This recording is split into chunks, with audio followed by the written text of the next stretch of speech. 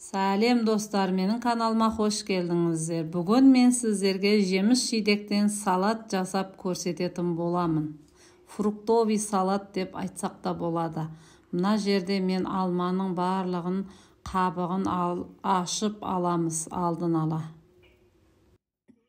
Енді кезекте кивиміздің да қабығынан ажыратып аламыз.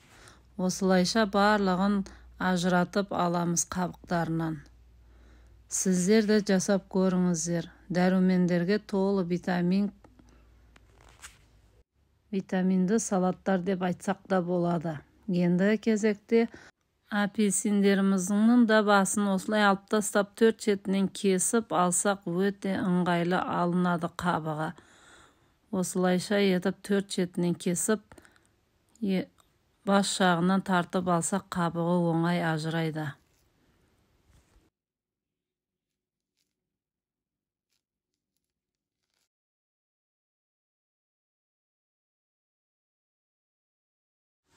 Апельсиндерімізді ашып болғаннан соң анарымыздың қабығын да апельсин тәрізді етіп осылай басын алып тастап 4 шетінен кесіп аламыз. Сол кезде оңай ажырайды.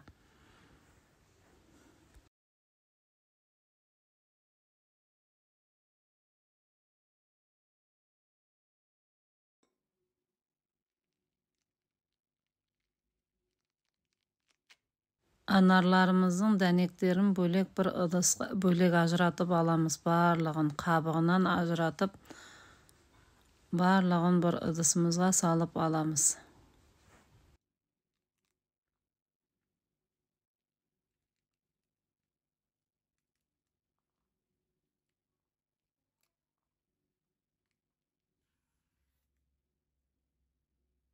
Енді кезекте банандарымызды да осылай қабығынан ажыратып аламыз. Менде 3 дана банан.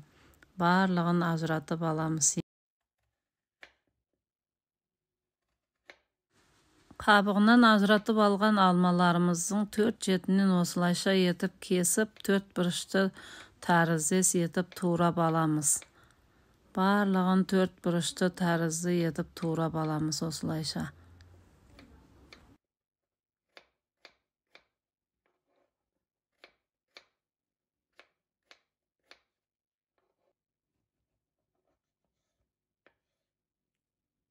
Турап болған алмаларымызды бос ыдысқа саламыз да апельсинімізді да алма сияқты етіп ұзыншақ етіп бірінші турап аламыз да одан кейін 4 бұрышты етіп турап аламыз барлығын.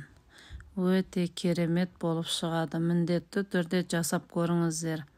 Дәрумендерге толы витамин салат бұл.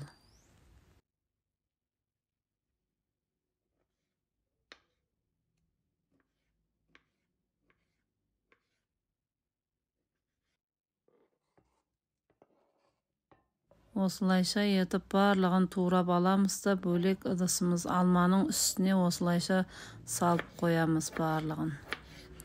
Енді кезекте кивимізді да солайша тәрізді 4 бұрышты тәрізді етіп турап аламыз. Бұны да ыдысымызға салып аламыз. Ең соңында бананымызды турап аламыз 4 бұрышты тәрізді етіп. Турап алған банандарымызды да ыдысымызға саламыз.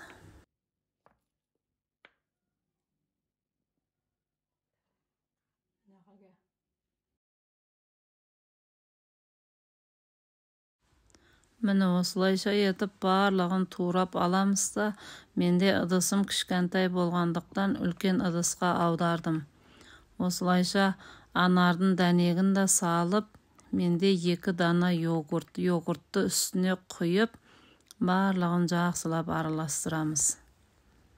Дәмі өте керемет болып шығады. Сіздер де жасап көріңіздер. Балаларыңызға дәрумендерге толы витамин салаттарды жасап берсеңіздер өте керемет болады. Осылайша барлығын ыдысымызға саламыз да бетіне сәндеу үшін менде Қазақстан шоколадты осылай қойып ұсындым. Балаларыма өте ұнады.